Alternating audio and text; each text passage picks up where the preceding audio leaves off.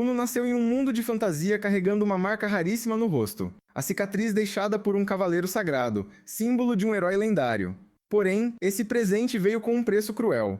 Ele nasceu completamente cego. Kuno nunca soube o que era enxergar, e sempre perguntava aos pais como era ver o mundo.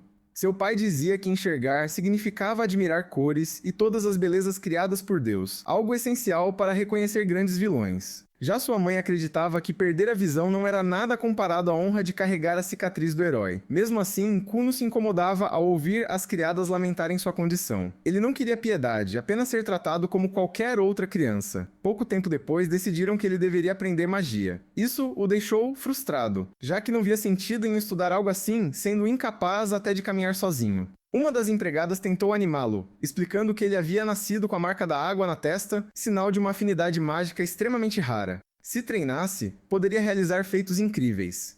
Sem muita escolha, Kuno aceitou conhecer sua nova tutora, Jen, uma maga de cabelos azuis que o recebeu com entusiasmo. Logo na primeira aula, Kuno conseguiu lançar um feitiço simples, molhando seu cajado. Jen ficou surpresa com a facilidade dele, e explicou que aquilo era apenas uma pequena gota de água criada por magia. Foi então que Kuno teve um estalo inesperado. Se podia criar água do tamanho de um olho, talvez pudesse criar olhos para si mesmo. A lógica era estranha, mas, naquele mundo, ideias absurdas costumavam funcionar. Com o tempo, Kuno começou a mudar. Passou a valorizar o tato, os cheiros e até os sabores dos alimentos. Sua criada, Aiko, ficou feliz ao vê-lo mais animado, dizendo que cozinhar para ele finalmente parecia gratificante. Logo depois, ele começou aulas particulares com Flora, uma professora extremamente protetora. Kuno pediu para estudar a história do mundo e do lendário cavaleiro sagrado Hugh. Ele então descobriu que, no passado, humanos quase foram destruídos pelos demônios, até que Hugh derrotou o Rei Demônio. Antes de morrer, porém, Hugh foi amaldiçoado, fazendo com que seus descendentes nascessem com deficiências físicas. Por isso, pessoas com a cicatriz do herói eram vistas como reencarnações dele. Kuno rejeitava essa ideia. Para ele, não era uma reencarnação, mas alguém único. Suas habilidades não vinham de um herói antigo, e sim de seu próprio esforço. Determinado, treinava magia todos os dias, sonhando em criar seus próprios olhos. Mas o treino excessivo drenava sua mana rapidamente, fazendo desmaiar com frequência. Aiko sugeriu então algo diferente: combinar magia com treinamento físico. Assim,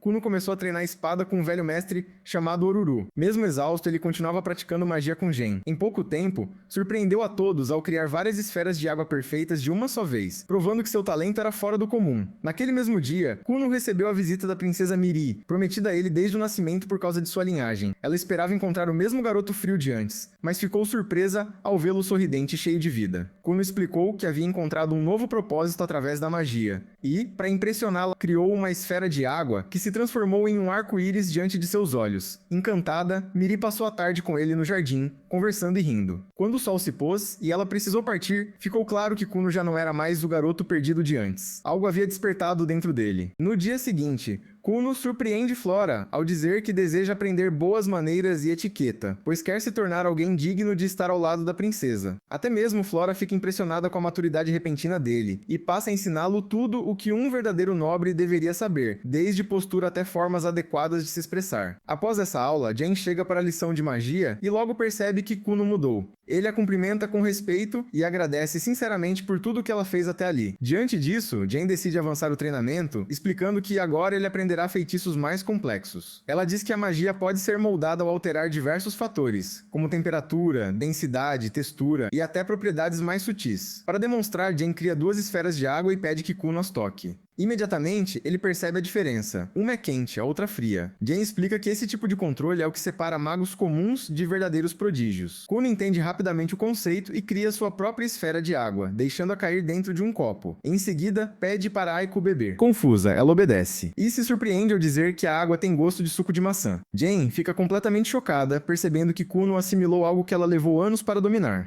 Naquela noite, Kuno fica acordado segurando duas maçãs, uma verde e outra vermelha, refletindo sobre como consegue distinguir sabores e aromas, mas ainda não entende o que realmente é uma cor. Ele percebe que, sem compreender isso, jamais conseguirá criar olhos mágicos. Na manhã seguinte, durante o café, ele faz um pedido estranho. Quer chá com leite, sem leite. Aiko, sem questionar, pede que ele traga apenas água. Quando Kuno cria a esfera, algo finalmente faz sentido em sua mente. Ele percebe que sempre sentiu diferenças sutis nos objetos ao tocá-los. Talvez aquilo fosse o que as pessoas chamavam de cores. Ele então começa a testar sua teoria, perguntando a Aiko sobre as maçãs à mesa. Para surpresa dela, Kuno acerta exatamente quantas são vermelhas e quantas são verdes. Ele explica que agora consegue sentir cada cor com os dedos. Aiko fica tão animada que corre para contar ao pai. Pouco depois, descobrem que Kuno também consegue distinguir a cor da tinta nos livros, o que lhe permite ler normalmente. Empolgado, ele volta a treinar magia e cria uma enorme esfera de água vermelha, dizendo que cores ficam mais fáceis de perceber quando ampliadas. Porém, sua concentração é quebrada quando sua mãe o chama, fazendo a esfera cair sobre eles. Ao ver o líquido vermelho, ela desmaia achando que é sangue, até Aiko explicar o mal-entendido. Observando tudo de longe, Jane percebe que o talento de Kuno ultrapassa qualquer coisa que ela já viu. Ela começa a se perguntar se aquele garoto não estaria destinado a alcançar o título lendário de Mago Cerúleo. Com o passar dos dias, Kuno passa a estudar hidromancia, tentando descobrir novos usos para a água. Ele explica a Aiko que essa arte pode ser usada para prever eventos ou encontrar coisas perdidas. Aiko brinca pedindo que ele encontre um noivo para ela, e Kuno responde que muitos homens ficariam felizes em escolhê-la, inclusive ele, se não estivesse prometido à princesa. Os dois riem, até Aiko lembrar que é muito mais velha do que ele, ao que Kuno responde que idade não significa nada. Quando Flora retorna para avaliá-lo, Kuno se sai perfeitamente bem,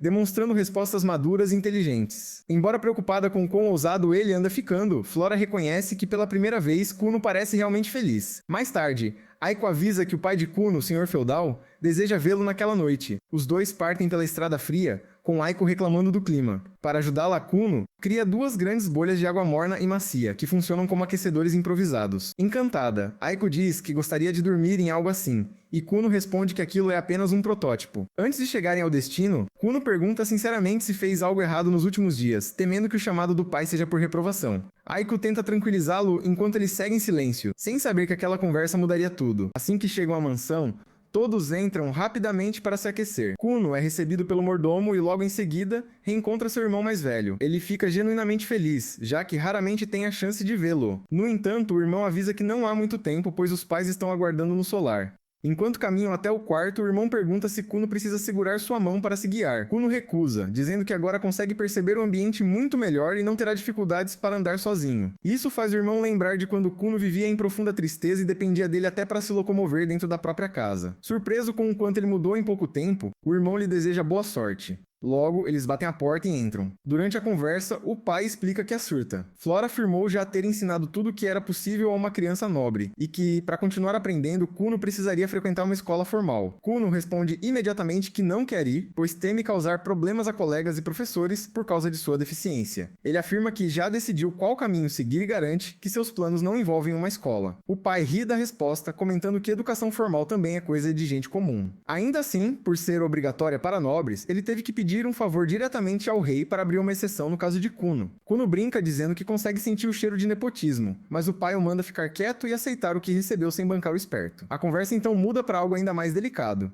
Kuno começa a questionar sua mesada, dizendo que merece um aumento por todo o esforço que vem fazendo. O pai nega sem pensar duas vezes e ainda ameaça cortar a mesada por 6 meses caso ele cause outro problema, como o incidente do sangue no jardim. A mãe intervém para acalmar o clima e o pai finalmente revela o verdadeiro motivo da reunião. Ele explica que, mesmo aceitando a decisão de Kuno de abandonar os estudos, isso pode afetar o futuro dele com a princesa Mary, já que um nobre sem educação formal pode acabar virando motivo de zombaria, algo que recairia sobre ela também. Surpreendendo a todos, Kuno entende a situação e concorda em ir para a escola, mesmo dizendo que será um incômodo. Ele afirma que não pode permitir que a princesa seja ridicularizada por sua causa. O pai então revela que, usando sua influência, conseguiu um acordo. Kuno só precisará comparecer à escola 5 vezes, apenas para realizar os exames finais do nível avançado e se formar. Para Kuno, a proposta é perfeita, então ele aceita na hora. O irmão mais velho tranquiliza, dizendo que ele não estará sozinho, já que ele e a princesa Meri também farão os exames, permitindo que todos se formem juntos. A mãe fica radiante com a notícia e chama imediatamente Aiko, pois será necessário tirar medidas para novos casacos e outras roupas antes do início dessa nova fase.